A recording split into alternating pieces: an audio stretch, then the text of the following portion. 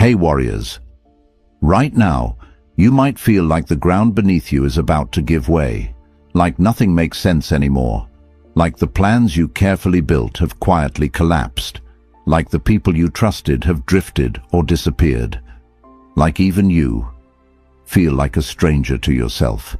You catch your reflection, and for a moment, you don't quite recognize the person staring back. That feeling is real, and it matters. Fear shows up first, that cold, creeping dread that wraps itself around your chest and makes it hard to breathe. Then doubt follows, whispering that maybe you were never as strong as you thought. And then panic. Panic is the loudest voice of all. It screams over everything else. It drowns out reason. It drowns out hope. It makes the present moment feel like it will never, ever end. But here is something I need you to hear, and I need you to really let it sink in. This moment will not last forever. You are not trapped. You are not finished.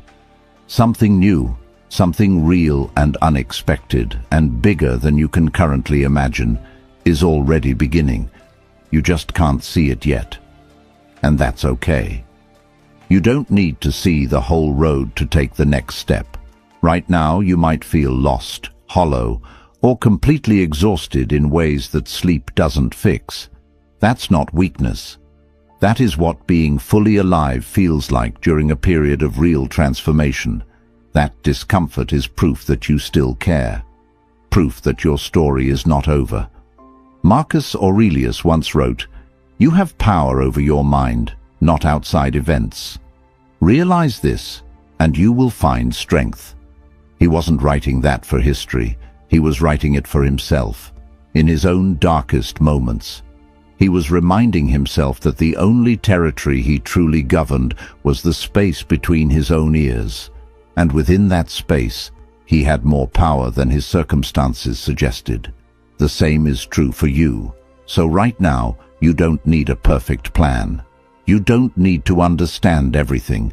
You only need to face this one breath, this one moment, and keep moving forward, step by step. Every morning you get up when getting up feels pointless. That matters. Every time you choose to stay when leaving would be easier, that matters.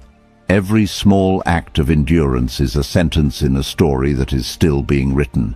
And you are still the one holding the pen. So stop letting panic write your story for you. Breathe, stay, keep going. Pause for a moment. Type this in the comments and make it yours. I will endure. I will rise. Number 1.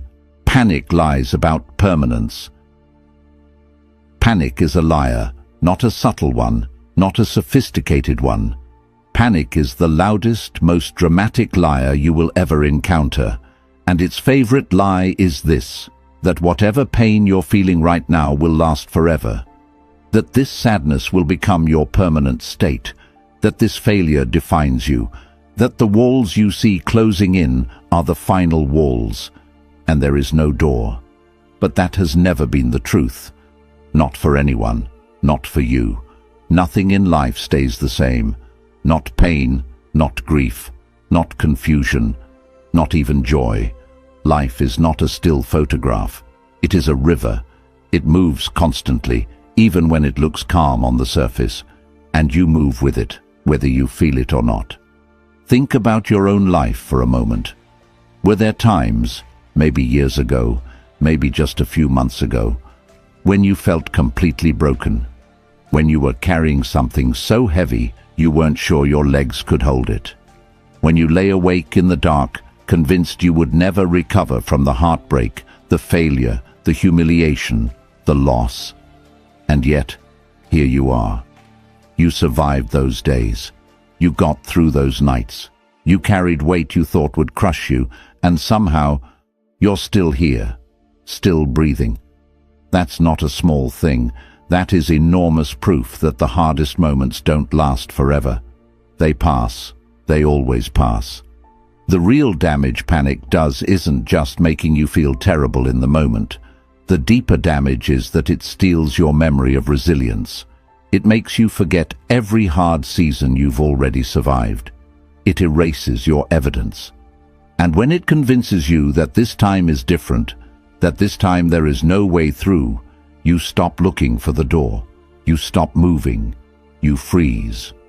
Rumi wrote, "Where there is ruin, there is hope for a treasure." The places in your life that feel most broken right now are not empty rubble. They are being cleared. They are being prepared. The pain you feel is often the exact pressure required to push you towards something you would never have found in comfort. Here is another thing panic does that most people don't notice. It convinces you that your only job right now is to figure everything out, to solve it all, to control the outcome, to know with certainty exactly how this will end and when it will get better. And the harder you push for that certainty, the more anxious and exhausted you become, because certainty about the future is simply not available to any human being. It never has been. Peace isn't found in controlling the outcome. Peace is found in trusting the process, in showing up honestly, staying present with what is actually in front of you, and taking the next available step, even when the full path is invisible. Most of the change that matters most in your life won't announce itself. It will happen quietly, in how you think, in how you respond, in the way you choose to endure one more difficult day. Every small act of persistence is proof that the river is still moving, even when the surface looks completely still. There is also something worth saying about what happens in your body when panic takes over. Your nervous system is not trying to harm you, it's trying to protect you. The racing heart, the tight chest, the shallow breathing, the overwhelming sense that something terrible is about to happen. These are ancient survival mechanisms. They were designed for immediate physical danger. But your nervous system doesn't always distinguish between a lion in the grass and an uncertain future. It responds with the same alarm. Understanding that doesn't make the panic disappear, but it does shift the relationship you have with it. Instead of fearing your own fear, you can recognize it as a signal that's firing too loudly for a situation that isn't actually life or death. And once you recognize that, you can begin to breathe your way through it rather than be swept away by it. Slow, deliberate breathing is not a trick or a platitude. It is a genuine physiological intervention. When you extend your exhale longer than your inhale, you directly activate your parasympathetic nervous system, the part responsible for calm. Your body responds. The alarm begins to quiet. Not because the situation has changed, but because you have interrupted the cycle. Panic cannot survive a long, steady exhale. It needs the shallow, fast breathing to keep its grip. The moment you breathe slowly and deliberately, you take something back, something small but real, a moment of agency in the middle of chaos. Take a slow breath right now, and let that truth settle into you. You are not frozen. You are not finished. You are moving, even now. Number 2, you are growing in ways you cannot see yet. Growth is quiet. It doesn't come with a press release or a standing ovation. It doesn't send you a notification. Most of the time, growth feels like confusion, like disorientation, like the life you understood no longer fits, like a coat you loved that suddenly pulls tight at the shoulders and won't button at the chest. That feeling isn't failure. That feeling is evidence. Evidence that you have outgrown who you were. Growth doesn't wait until you feel comfortable. It doesn't ask permission. It doesn't care if you feel ready. Growth begins the moment the old version of you can no longer contain the person you're becoming. And that transition almost always feels like breaking before it feels like becoming. Right now, you might be looking at other people's lives and feeling like you're behind, like everyone else has figured something out that you missed. You see people moving forward, achieving things, celebrating milestones, and you feel stuck. invisible, like you're treading water while the world moves past you. Here's what that comparison misses entirely. What you cannot see is what's happening beneath the surface of your own life. Your mind right now is learning resilience, the kind that can only be built by actually navigating difficulty, not by reading about it or watching someone else do it. Your heart is developing endurance it never needed before. Your sense of self is being asked to go deeper, to find its footing in something more stable than favorable circumstances. You don't build that kind of foundation in easy seasons. You can't. It is forged in exactly the kind of season you're living through right now. Epictetus wrote, "Difficulties show men what they are, not what they were, what they are in this moment, under pressure."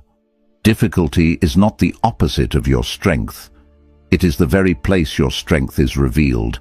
Every hardship you're carrying right now is showing you something about yourself that ease would never reveal. Your actual capacity to adapt.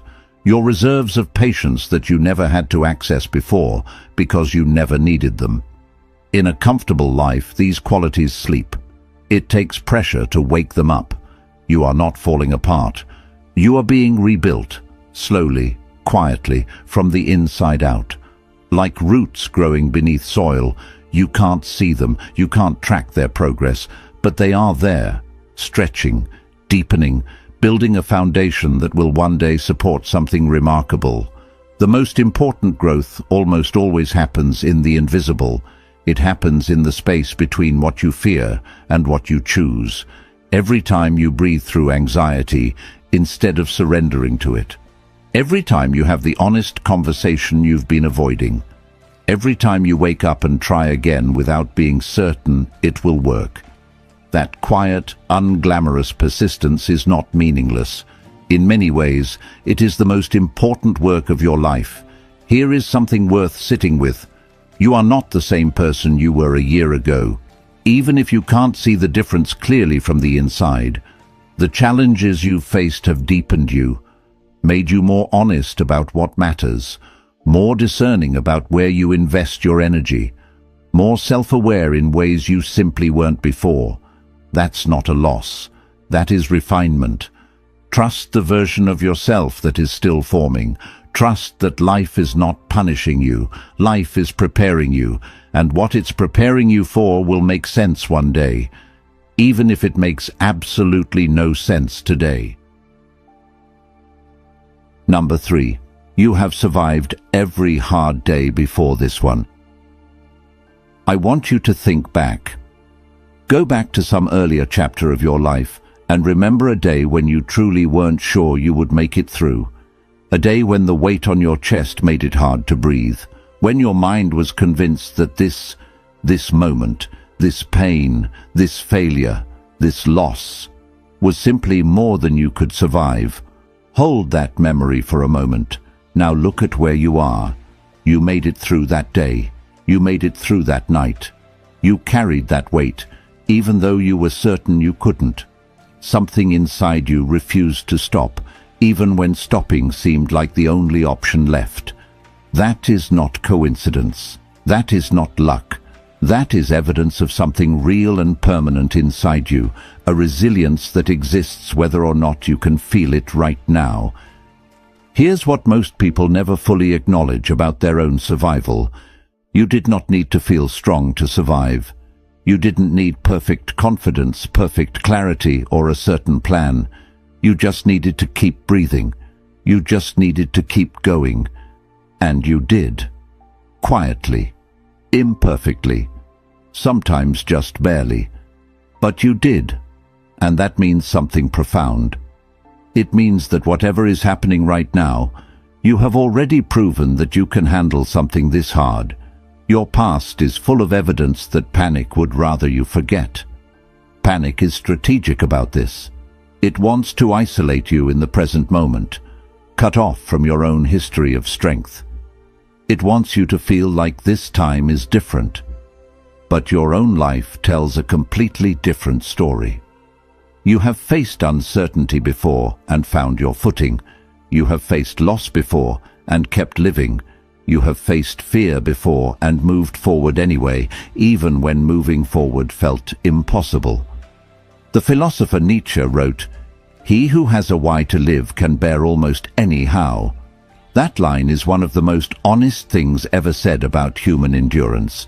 It means the strength to survive almost anything is accessible to you, as long as you hold on to your reason, your purpose, the people you love, the future you're still reaching toward, the person you're still, even now, in the process of becoming. Your strength has never been measured by how easy your life is. It's measured by your willingness to keep going when it isn't.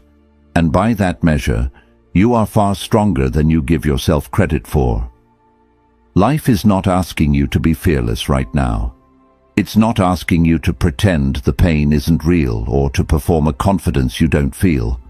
It's simply asking you to keep moving, even slowly, even imperfectly. Survival doesn't always look heroic. Sometimes it looks like simply getting out of bed. Sometimes it looks like making a cup of tea and getting through one more hour. Sometimes it looks like crying, then drying your eyes and deciding, quietly with no fanfare, to try again tomorrow. All of that counts. Every moment of it. There is something else worth acknowledging here.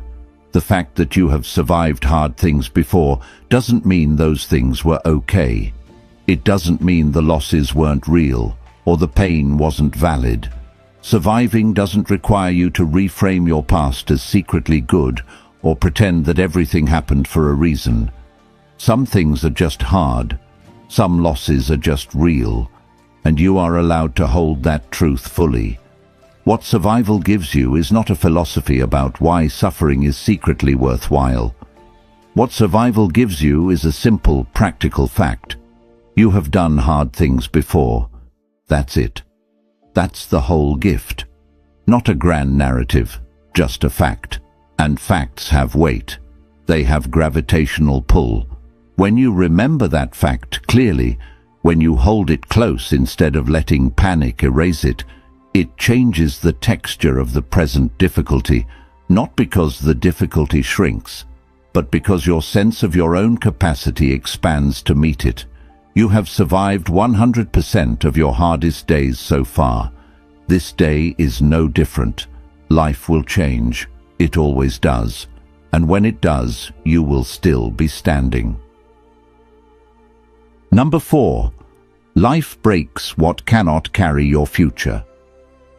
Some things fall apart because they were never strong enough to carry where you're going.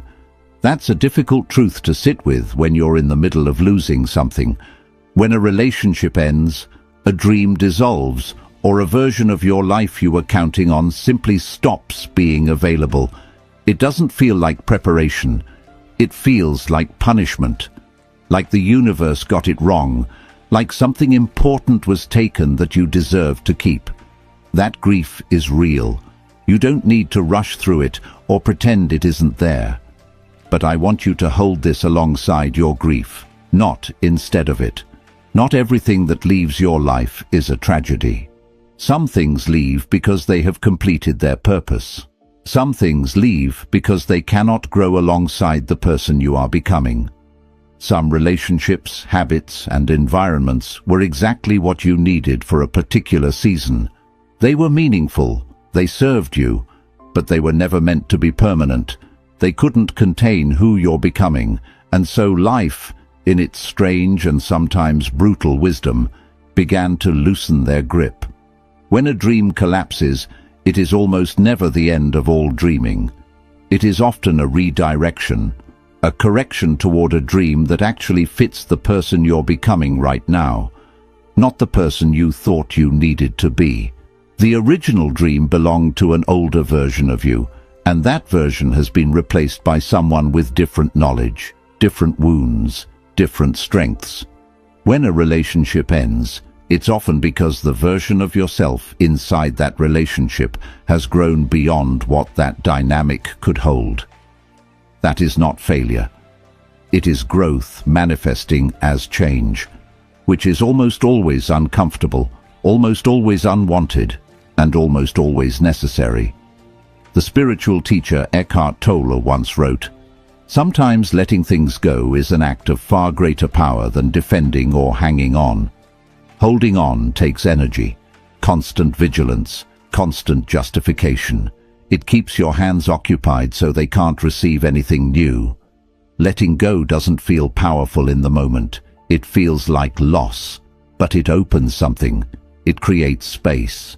And in that space, something can finally arrive that your full hands had no room for. It takes real courage to release what is familiar, even when what's familiar is hurting you. Familiarity has a gravity that logic alone can't overcome. Releasing it, really releasing it, not just telling yourself you have, is an act of quiet bravery that most people never talk about. What becomes clear on the other side of genuine letting go is this: endings reveal your independence. They show you that your identity is not tied to any single person, circumstance, or chapter. They remind you that you are not defined by what you have, or who you're with, or what your life looks like from the outside. You are something deeper and more constant than any of that. This moment of loss is not your destruction. It is your transition, and transitions, by definition, always lead somewhere new. Number 5. Your timeline is not broken. There is a particularly painful kind of panic that comes from comparison. You see someone your age who seems to have it all together, achieving things you hoped you'd have achieved by now, standing at a milestone while you're still not sure which road you're on. And something quiet and corrosive begins to grow. A feeling that you are behind, that you are too late, that everyone else received some instruction manual for life that you somehow missed. I want to address that feeling directly, because it does real damage to real people, and it is built almost entirely on illusions. Your life is not a race with a universal finish line. There is no cosmic leaderboard where other people's accomplishments reduce your score. There is no expiration date on your purpose, your growth, or your chance at a meaningful life. These are stories absorbed from a culture obsessed with visible milestones and timed success. But they are not true. Every person whose life looks like they have it figured out has lived through seasons of deep confusion, private failure, and quiet despair that their public story never shows. What you see is a highlight reel, not a full documentary. You are comparing the inside of your experience, the doubts, the 3 a.m. moments, the things that haven't worked, against the curated outside of theirs. That comparison will always feel unfair, because it is. Life moves in seasons. Some seasons are for building, laying foundations that aren't visible yet, gathering skills and relationships that will matter later in ways you can't predict now. Some seasons are for waiting, sitting with uncertainty, learning the kind of patience that cannot be faked or rushed. Some seasons are for healing, and some seasons are for rising, when everything you've quietly built finally starts to show up in the world in ways you can see and feel. You cannot rush a season. You can try, but forcing a spring in the middle of winter exhausts you without accelerating anything. The season shifts when it shifts, and when yours does, things move in ways that feel almost effortless, because you are finally working with your life rather than fighting the timing of it. Maya Angelou once said, "We may encounter many defeats, but we must not be defeated." The distinction matters. Defeat is something that happens to you. Being defeated is something you choose. You can lose a round without losing the fight. You can be knocked down without being finished. Delays don't cancel your destiny. Slow progress is still progress.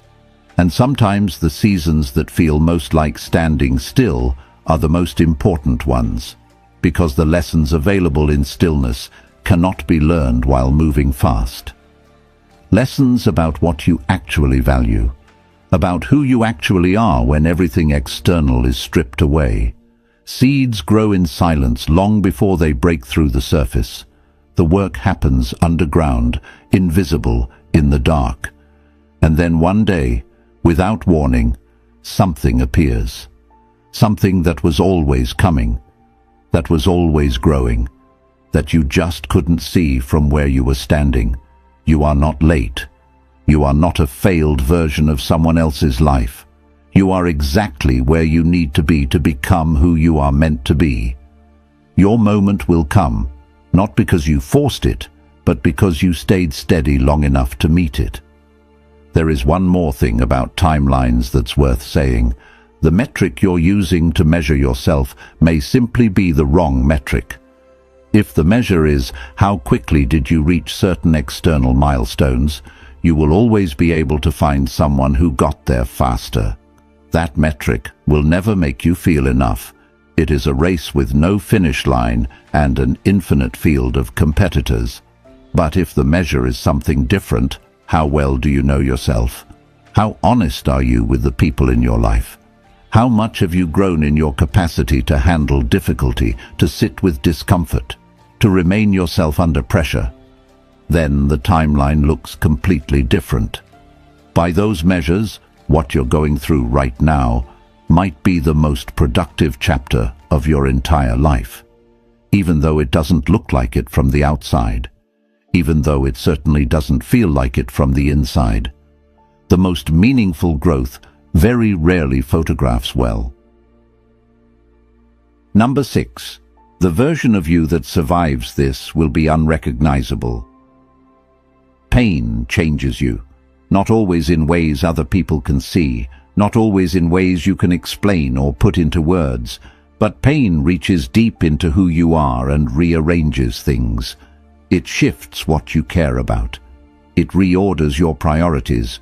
It shows you with a kind of brutal clarity what actually matters and what was always just noise dressed up as importance.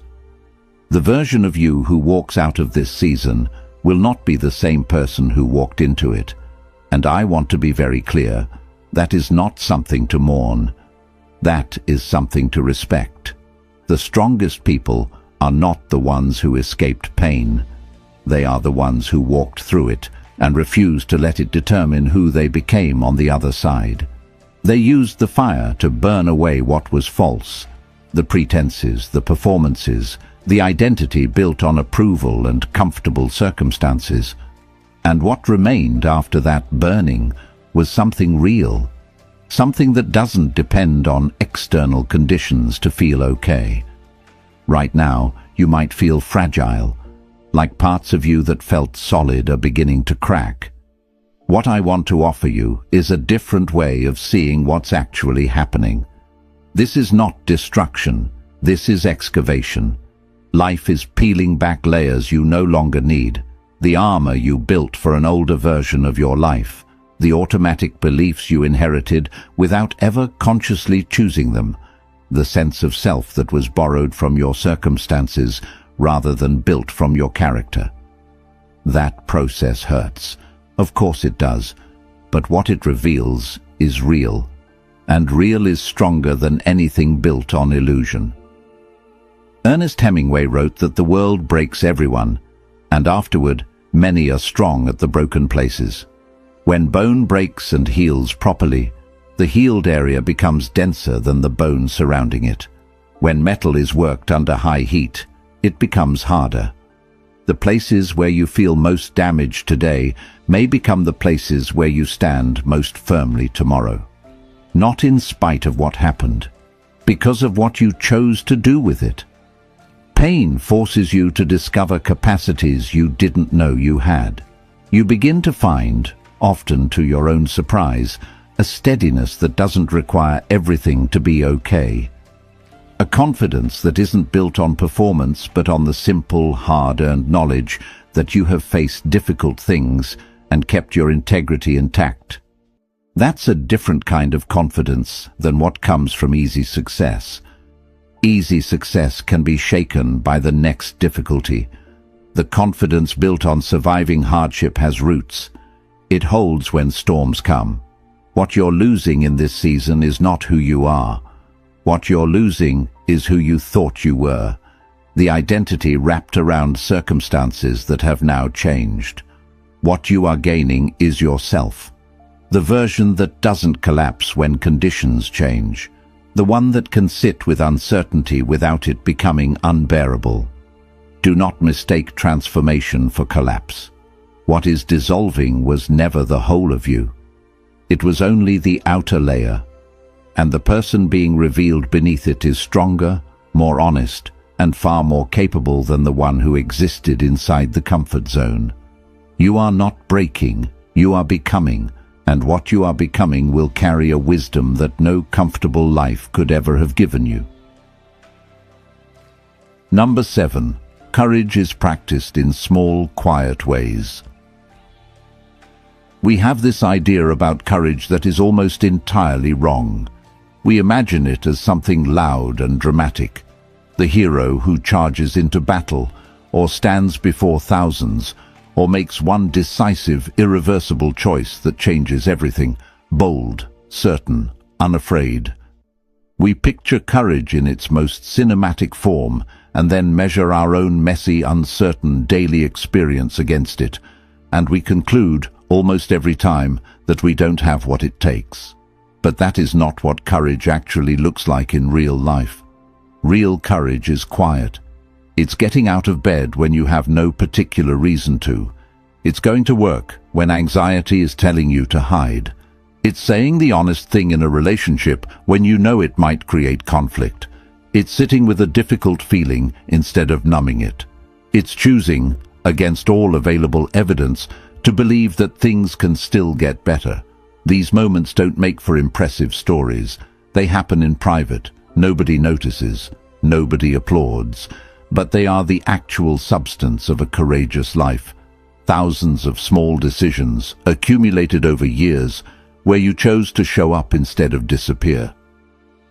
Right now, courage may feel completely out of reach.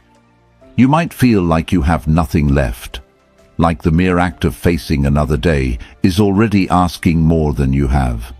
And in that state, the idea of being brave might feel almost laughable. But look at what you're already doing. You are here. You are present.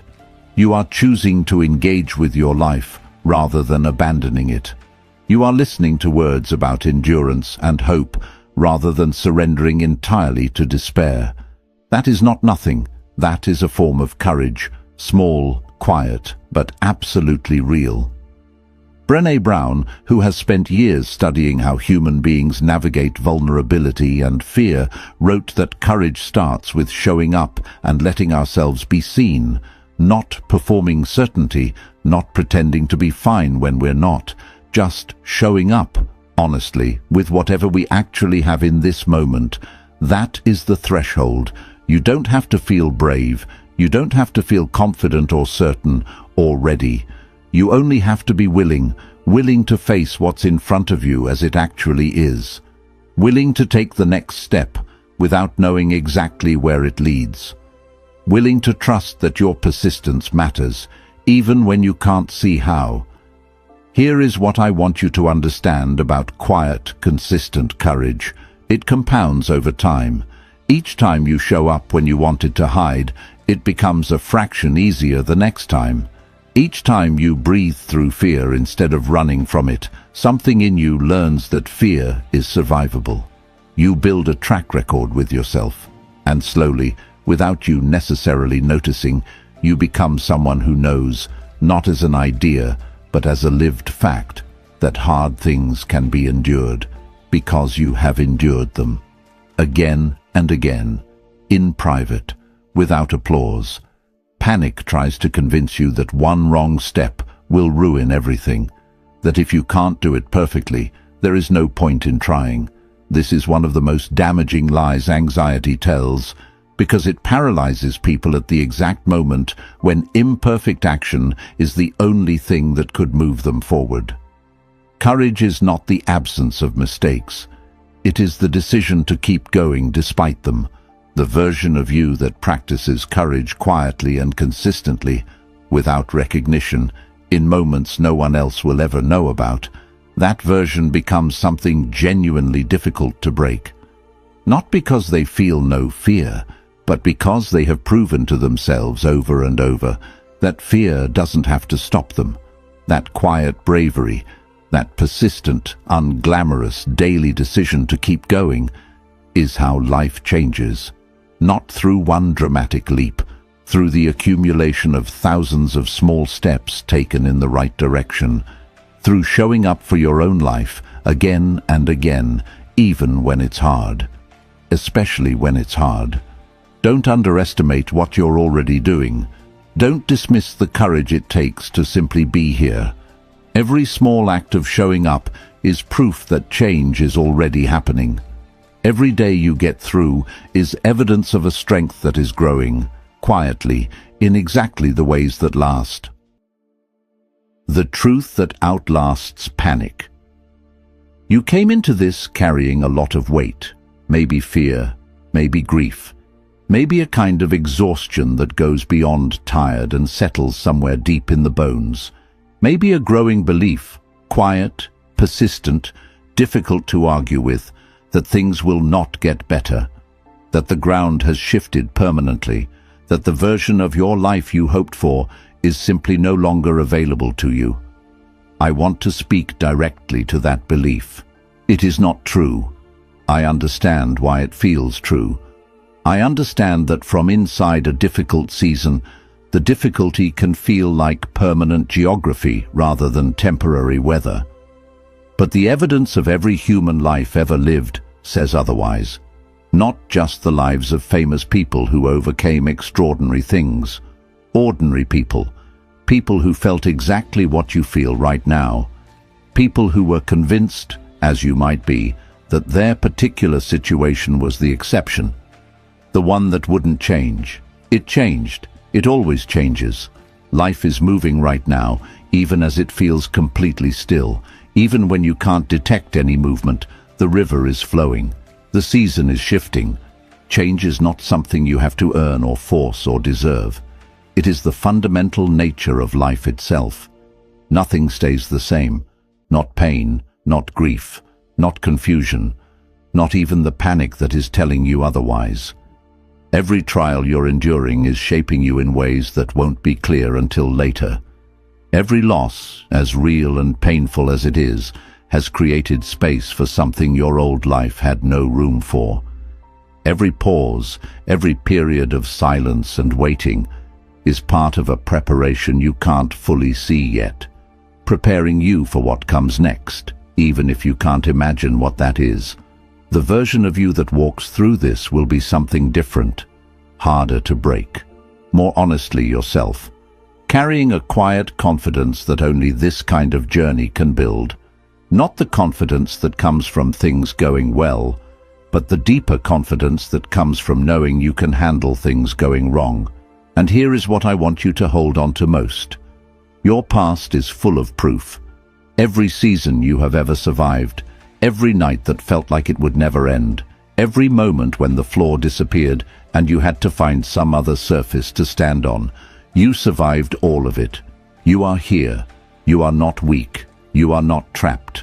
You are not behind. You are not too broken, too lost, or too late. You're in the middle of a season. Seasons end. You have endured every season before this one. You will endure this one too, not because it's easy, and not because you feel strong enough right now, but because you have a deep habit of endurance that runs underneath your fear and has always been there. So breathe. Actually breathe right now. Let your shoulders drop. Let the tension in your jaw release. Let yourself, for just a moment, stop fighting the fact that this is hard. It is hard. And you are handling it. Not perfectly, not without fear, but you are present. You are still here. You are still choosing your life rather than abandoning it. That is not a small thing. That is everything. Trust yourself. Take the next small step. Just the next one. Then the one after that. You don't need to see the whole road. You only need to see far enough for the next step. The road reveals itself as you walk it. Because life will change. It always changes. The only question was whether you would still be standing when it did. You will be. You already are. Keep going. The story isn't over. And you You are still the one holding the pen. One final thought before this ends. Whatever brought you to this message today, whatever weight you were carrying when you pressed play, I hope you walk away with one thing clearer than it was before. Not a solution, not a roadmap, just clarity on one simple truth. You are not alone in this. Every person who has ever felt the ground give way, who has ever stared at a future that looked impossible, who has ever lost sleep over a life that didn't look the way they hoped, they were not abandoned by life, and neither are you. The panic is loud, but it is not the whole story. It never has been. You are still here. That is enough for today. That is, in fact, everything. I want you to drop this affirmation in the comments. I am stronger than my fears.